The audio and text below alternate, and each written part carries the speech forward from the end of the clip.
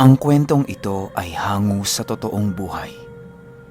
Karanasan ito ng kapatid ng kaibigan ng lolo ko na itago na lang natin sa pangalang Raul. Taong 1972, Alabel, Sarangani. Itong mga panahong ito, kasalukuyang nasa ilalim pa ng pangangalaga ng kanyang mga magulang, itong si Raul. Hindi ito isang normal na bata dahil sa kakaibang karamdaman nitong taglay. Nakakalakad ito ng normal pero napakadali nitong mapagod. Madali yun maghabol ng kanyang hininga kahit ilang metro pa lang ang nilalakad nito. Payatin itong si Raul, kaya labis-labis na lamang ang pagkaawa dito ng kanyang mga magulang. Sa tuwing aalis ang ama at ina ni Raul upang magtrabaho, ay ang bunso naman itong kapatid ang matyagang nagbabantay sa kanya. Yun yung nagkukwento. Kahit nasa edad 16 na si Raul noon, ay hindi pa rin ito pinapahintulutan ng kanyang mga magulang na gumawa ng desisyon para sa kanyang sarili. Sa buong maghapong lumilipas ay lagi lang itong nakaupo sa kanyang tumba-tumba habang nagmamasid sa mga batang naglalaro sa labas ng kanilang tahanan. Pilitin mang maglakad ni Raul noong mga oras na yon, ay hindi niya kinakaya ang pagod sa kanyang katawan. Kung kani-kanino na inilapit ang kanyang karamdaman, pero wala ni isa sa mga ito ang nagkaroon ng ideya sa sakit ni Raul. Ayon sa ibang manggagamot na napagkonsultahan ng kanilang pamilya, ay wala ng pag-asang gumaling si Raul sa kanyang karamdaman. Hanggang kamatayan na ito kaya mas ikabubuti ng kanilang pamilya kung tatanggapin na lamang ang kapalaran ni Raul upang hindi na ito mahirapan. Kung di nyo na itatanong, nakatira si Raul sa harap ng palayan. Sa likod naman ng kanilang bahay ay matatagpuan ang maliit na kagubatan. Ganon kasi ang lugar nila Raul noong mga panahong yon. Madalang din ang dumaraang sasakyan, kaya halos tubuan na ng maraming damo ang kalsadang naroroon. Kahit ganon ang sitwasyon ng kanilang barangay, ay marami pa namang naninirahan sa lugar na yon. Marami din kasing pwedeng maging kabuhayan, kagaya ng pangangaso at pagsasaka. Isang araw, naghahanda ng mga gamit ang magulang ni Raul upang magsaka. "Benji, bantayan mo muna tong kapatid mo, ha? O Raul, huwag masyadong pasaway. Huwag umalis sa tumba-tumba at matulog buong maghapon." Wika ng ina ni Raul. "Oho, Nay.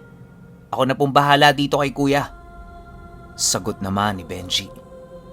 Ngumiti lang naman si Raul upang ipakita dito ang kanyang pagsang-ayon. "Kuya, buksan natin mamaya ang pinto. Maraming maglalaro dyan sa kalsada," wika ni Benji kay Raul pag-alis ng kanilang ina.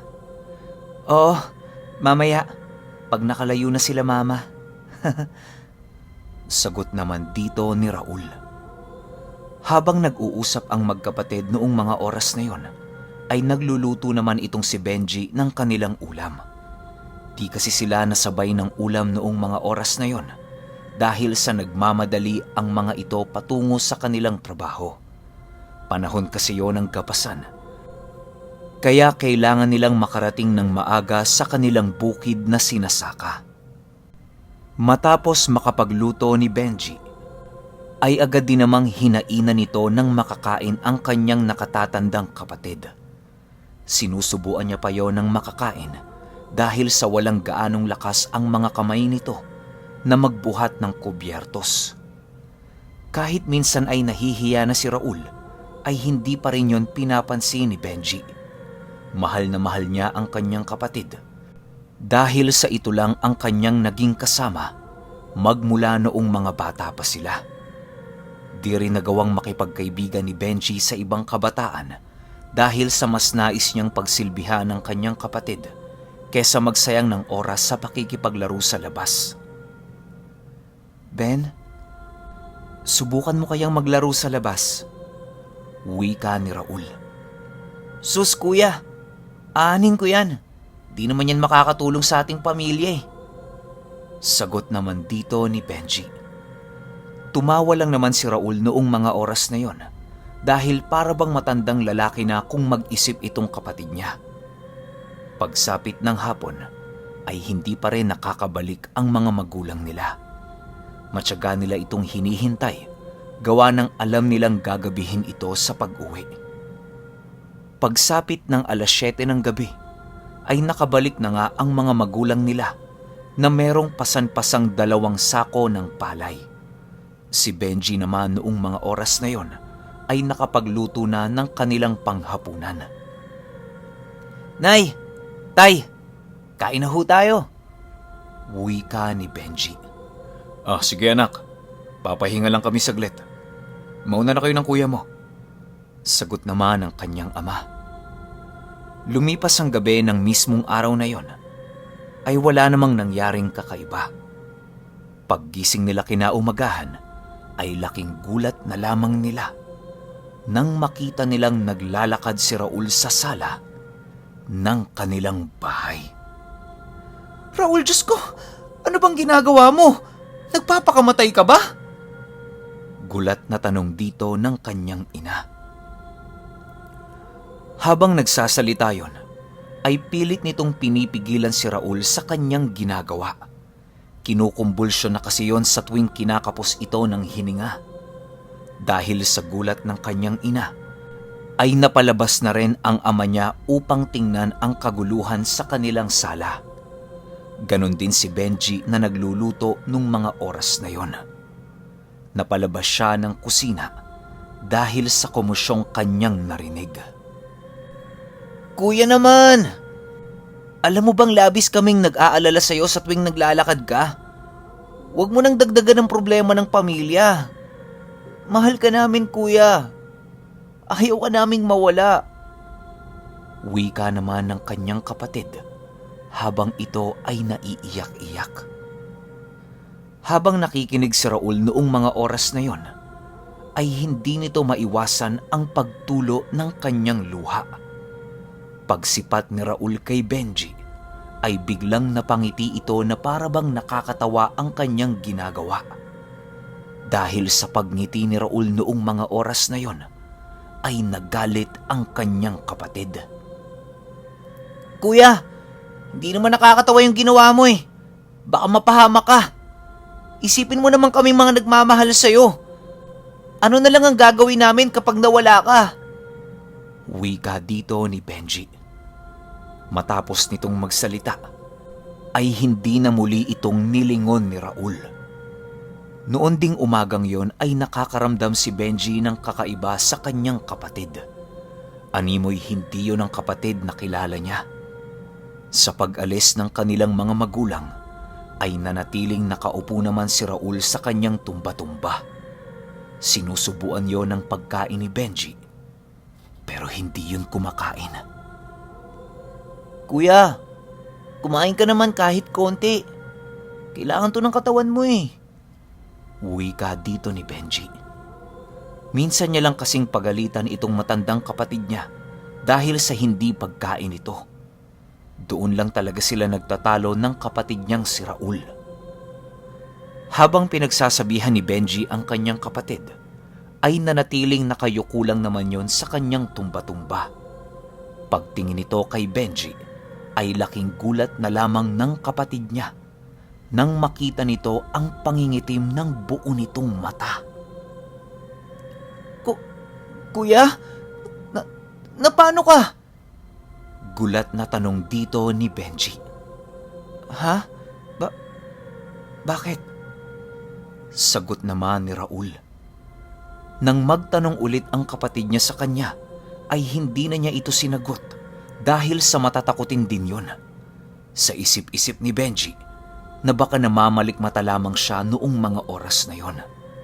Matapos niyang pakainin ang kanyang kapatid, ay biglang nakaramdam si Benji ng pagtawag ng kalikasan. Dali-dali siyang tumungo sa kanilang palikuran upang tumae. Iniwan niyang nakaupo si Raul sa kanyang tumba-tumba habang nagmamasid ito sa labas. Kampante naman si Benji nung mga oras na yon dahil alam niyang hindi naman aalis doon ang kanyang kuya. Matapos makatain ni Benji, nanlaki ang mga mata nito nang makita niyang wala na doon sa tumba-tumba ang kanyang kuya. Halos mawalan na ng bait si Benji nung mga oras na yon dahil sa pag-aalala niya sa kanyang kapatid. Habang nagsisisigaw si Benji ay wala din yung humpay sa pagtakbo, papaikot sa kanilang bahay. Nang madapo siya sa likurang bahagi ng kanilang bahay, ay doon niya nakita ang kanyang kapatid na nakatayo sa isang puno ng balete. Ang nakakapagtaka lang para kay Benji noong mga panahong yon ay ang kakaibang ginagawa ng kanyang kapatid. Bumubuka-buka ang bibig nito na para bang meron itong kinakausap sa puno. Ilang beses niya pa itong tinawag pero hindi siya nito nililingon na para bang nagbibingi-bingihan lang ito. "Kuya, ano ka ba? Napakalayo na ng nilakad mo. Alalahanin mo wala dito si Papa. Hindi kita kayang buhatin." Sigaw dito ni Benji habang dahan-dahang lumalapit. Paglapit nito sa kanyang kapatid, ay agaran niya naman itong hinawakan na siyang naging sanhi upang manumbalik ang normal nitong wisyo. Namumutla na si Raul noong mga oras na yon dahil sa pagod nitong nararamdaman. Si Benji naman ay panay iyak na dahil sa hindi na nito alam ang kanyang gagawin. Wala na siyang pagpipilian kung hindi ang akayin ang kanyang kapatid pabalik sa kanilang tahanan. "Benji, may nasa loob ko. Hindi ko alam pero merong tumatawag sa akin. Alam mo ba na nadapo ako kanina sa ilog na malayo dito sa atin?" Pagsasalaysay ni Raul sa kanyang kapatid. Nang marinig ito ni Benji ay halos hindi siya makapaniwala sa pinagsasasabi nito. Animoy pinagtitripan lang siya ng kanyang kapatid dahil sa sinabi nito. Pero pagtingin niya sa mukha ni Raul ay doon siya nakumbinse na nagsasabi yun ng totoo. Kahit namumutla ang kanyang kapatid noong mga oras na yon, ay alam niyang seryoso ito sa kanyang sinasabi. Pagbalik ng kanyang mga magulang, ay agara naman itong sinabi ni Benji upang pagsabihan ang kanyang kapatid. Pagsapit ng 12:00 ng gabi, ay nagulat na lamang ang mga magulang ni Raul nang biglang lumabas ito sa kanyang silid. "Nay, aalis na ho ako. Salamat ho sa inyong pag-alaga sa akin. Kinukuha na po ako ng aking kaibigan. Nangako naman po yun na magiging masaya ako sa kanyang lugar. Malayo sa sakit at malayo sa lahat ng bagay." Wika ni Raul pagpasok nito sa silid ng kanyang mga magulang. Rinig na rinig yon ng kanyang ina dahil sa hindi pa yon nakakatulog noong mga oras na yon. Animoy ramdam din ng ina ni Raul ang hindi magandang nangyayari sa kanyang anak. Matapos yan ay biglang naglaho si Raul na parang bula. Kinaumagahan ay naging normal naman ang pangyayari sa kanilang tahanan. Naroon pa rin naman ang katawang lupa ni Raul, pero ang buong wisyo nito ay tuluyan ng nakuha ng mga engkanto. Kahit anong pangungusap ang gawin dito ni Benji, ay hindi siya nito pinapansin. Nakatingin lang yon sa malayo na hindi mo makikitaan ng paggalaw. Isang araw din yung hindi kumakain, kaya wala nang nagawa ang kanyang mga magulang kung hindi ikonsulta na ito sa albularyo. Pagdating nila sa bahay ng albularyo, ay isa lang ang nasambit nito. "Natangay na ang anak ninyo. Wala na yan. Pero maaari pang gawa ng paraan dahil bago pa lamang ito nangyari. Wala bang nakakapansin sa inyo na inuunti-unti na ng mga engkanto ang anak ninyo? Wika ng albularyo. Matapos itong marinig ni Benji, ay doon na pumasok sa kanyang isipan ang alaala sa kanyang kapatid. Noong sinabihan siya nito na makipaglaro sa labas, ay meron siyang napansing kakaiba sa kanyang kapatid. Ang kamay ni Raul noong mga oras na yon ay merong hinahawakang balat ng kahoy. Hindi na ito pinansin ni Raul dahil sa hindi naman yon kapansin-pansing bagay. Matapos makapagwika ng albularyong yon, ay gumawa na ito ng ritual upang maibalik ang wisyo ng kapatid ni Benji. Maraming ginawa ang albularyong yon, pero sa kasamaang palad ay hindi na nito nagawang maibalik pa ang wisyo ni Raul. Ilang araw ding pabalik-balik ang albularyo sa bahay nila Benji, pero masyadong malakas ang engkantong kumuha sa kaluluwa ni Raul. Hanggang sa dumating ang araw na napagdesisyonan ng albularyo na itigil na ang kanyang ginagawang alay. Hindi ko na ho maibabalik ang anak ninyo. Ginawa ko na ang lahat ng aking makakaya sa loob ng 7 araw. 7 araw lang ang palugid para sa engkanto, pero hindi nito pinakinggan ang aking kahilingan. Pasensya na kayo. Maaari naman kayong humanap pa ng ibang albularyo. Baka sakaling meron itong maitulong sa inyo. Wika ng albularyo. Tanging panlumo na lamang ang naibatong sagot ng pamilya nila Benji dahil sa sinabi nito. Nananatiling tinititigan lang ni Benji noong mga oras na yon ang katawan ni Raul na nakatingin sa malayo. Kuya? Kuya? Nandyan ka ba? Mangiyak-ngiyak na tanong ni Benji. Pero kahit anong gawin niyang pagtatanong sa kanyang kapatid, ay hindi siya nito pinapakinggan. Habang kinakalabit ni Benji ang balikat ng kanyang kapatid, ay sinasabayan pa yon ng pagtulo ng kanyang luha. Hindi matanggap ni Benji noong mga oras na yon na ang lahat ng sakripisyo niya para kay Raul ay nawala na lamang na parang bula dahil sa pagkuha dito ng engkanto. Kinagabihan noong mismong araw na yon ay biglang nagparamdam kay Benji ang kanyang kapatid. Ben, pasensya na kayo kung umalis na ako sa ating tahanan. Wala akong ibang nais kung hindi ang maging maayos ang inyong buhay.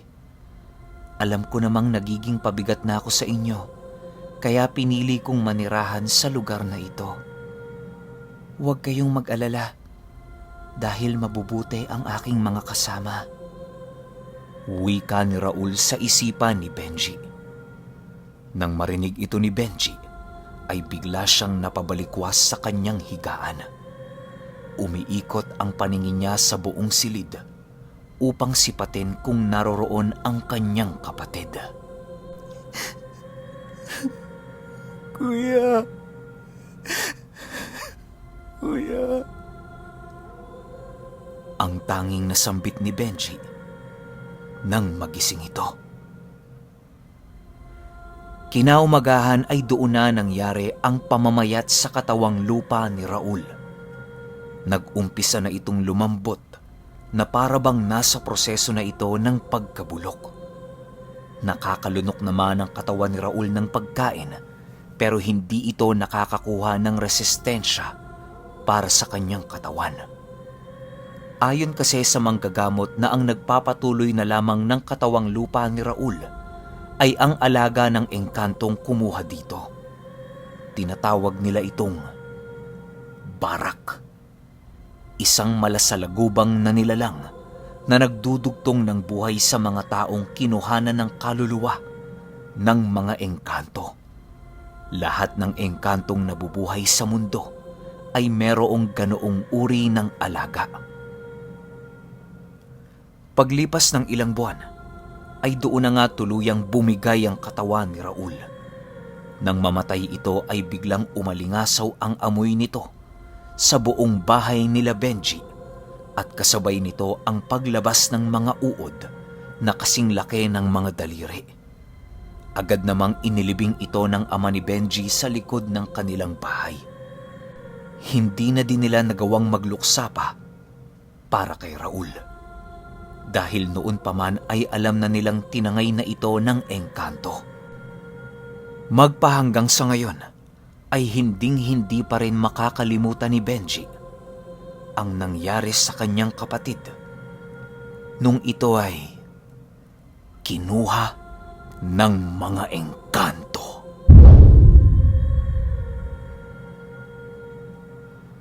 Okay, opinyon ko sa kwento. Nakakaiyak, nakakalungkot. Basta hindi ko mapaliwanag eh. Yung sitwasyon ni Benji, alam nating pare-pareho na wala na talagang pag-asa kasi ilang albularyo manggagamot na yung tinanong nila kung gagaling pa ba, pero ang sabi hindi na. Siguro si Benji naawa na lang rin sa pamilya niya na kasi wala na talaga siyang silbi. Baldado na eh, tas hindi pa nakakatulong. Talaga namang pabigat na siya. So mas pinili na lang ni Benji na ibigay yung kaluluwa niya sa engkanto para kahit papano mawala ng responsibilidad yung pamilya niya. Pero ang tanong, anong engkanto yung kumuha kay Benji? Masasagot nyo ba yon? Kung may opinyon kayo sa kwentong ito, i-comment nyo lang sa baba. Yun lang. Hanggang sa susunod na kwento. Salamat.